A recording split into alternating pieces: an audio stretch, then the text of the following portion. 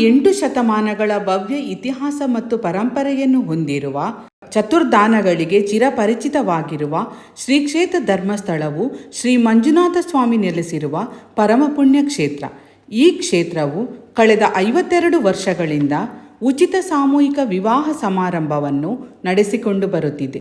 2025ನೇ ಸಾಲಿನ ಉಚಿತ ಸಾಮೂಹಿಕ ವಿವಾಹ ಸಮಾರಂಭವು ಇದೇ ಬರುವ ಮೇ 3ರಂದು ವಿಜೃಂಭಣೆಯಿಂದ ಶ್ರೀ ಕ್ಷೇತ್ರ ಧರ್ಮಸ್ಥಳದಲ್ಲಿ ಜರುಗಲಿದೆ.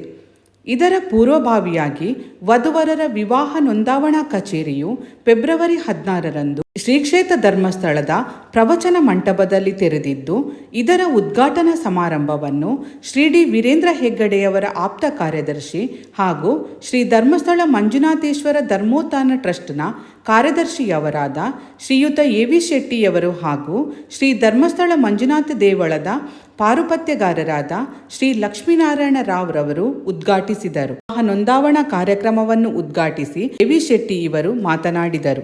ಶ್ರೀ ಕ್ಷೇತ್ರ ಧರ್ಮಸ್ಥಳದಲ್ಲಿ ಉಚಿತ ಸಾಮೂಹಿಕ ವಿವಾಹದ ಕುರಿತಾಗಿ ಇಂದು ಪೂಜ್ಯ ಕಾವಂದರ ಆಶೀರ್ವಾದದೊಂದಿಗೆ ಹಾಗೂ ಶ್ರೀ ಹರ್ಷಣ್ಣನವರ ಆಶೀರ್ವಾದದೊಂದಿಗೆ ಭಗವಾನ್ ಶ್ರೀ ಮಂಜುನಾಥ ಸ್ವಾಮಿಯ ಈ ಸನ್ನಿಧಿಯಲ್ಲಿ ನೋಂದಾವಣೆ ಕಾರ್ಯಕ್ರಮಕ್ಕಾಗಿ ನಮ್ಮ ದೇವಸ್ಥಾನದ ಎದುರುಭಾಗದ ಪ್ರವಚನ ಮಂಟಪದಲ್ಲಿ ನಾವು ಇವತ್ತು ಕಚೇರಿಯನ್ನು ಉದ್ಘಾಟಿಸಿದ್ದೇವೆ. ಈ ಕಚೇರಿಯ ಈ ಉದ್ಘಾಟನಾ ಕಾರ್ಯಕ್ರಮದಲ್ಲಿ ನಮ್ಮವರಾದ ಪಂಚಾಯತಿನ ಉಪಾಧ್ಯಕ್ಷರು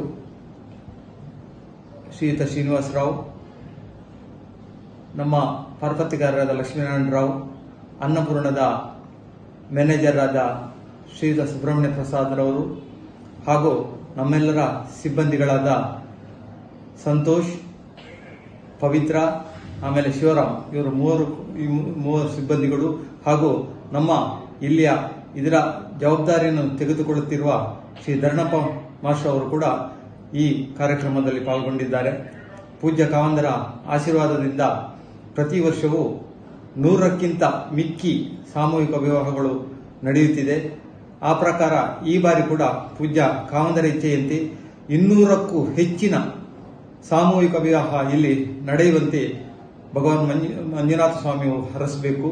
ಹಾಗೂ ಎಲ್ಲ ಕಾರ್ಯಗಳಲ್ಲಿ ತೊಡಗಿಕೊಂಡು ಕೆಲಸ ಮಾಡುವವರು ನಮ್ಮ ಸಂತೋಷ್, ಪವಿತ್ರ ಹಾಗೂ ಶಿವರಾಮ ಇವರ ಇಬ್ಬರ ಶ್ರಮದಿಂದ ಈ ಸಾಮೂಹಿಕ ವಿವಾಹದ ನೋಂದಣಾ ಕಾರ್ಯಕ್ರಮ ನಡೆಯುತ್ತಿದೆ.